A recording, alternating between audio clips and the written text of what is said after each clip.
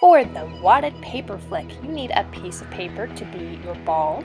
You need a goal, which can be a basket, a container on its side, even a baseball cap, something that's like a soccer goal that you're going to flick your paper into.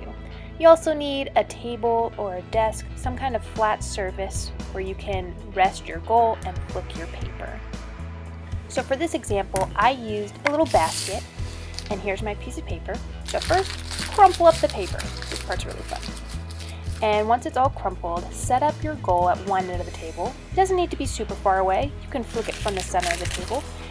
How many tries to make it to your goal? That is our purpose. We want to see how many flicks you had to make before you were able to get your wadded paper into the goal.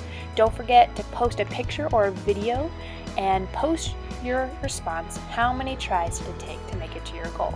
Good luck!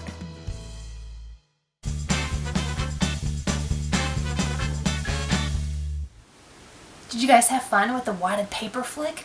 How long did it take you to get it into your goal? Did you make it on your first try? It's okay if you didn't. It's alright if you flicked it and it rolled off the table. Just pick it back up again and start over. That's alright. Just don't give up. Keep trying until you make it. I know you guys can do it. Let's look at someone in the Bible who also showed perseverance. Perseverance is a big word that means to keep going, to not give up, to try again and again and again.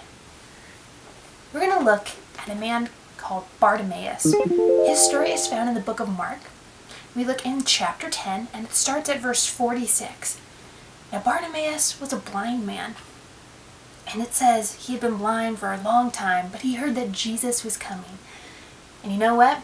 Even though he just had his mat on the ground, when he heard the news, he was so eager. He was so excited to see Jesus. He wanted to be healed, and he had faith. You know what his faith allowed him to do? It allowed him to be loud.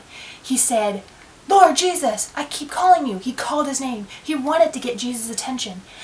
But you know, there were some other people there who were following Jesus who kept telling him, "No, be quiet. He's not going to come to you. No, you're being too loud." But Bartimaeus didn't give up. He got back up again. Even though he may have been knocked down with words or pushed to the side, he got back up, he stood to his feet again, and called even louder. He wanted Jesus' attention. He would not give up. He kept going. He kept going. He kept going. You know what? Jesus heard him. He came to blind Bartimaeus, and he healed him.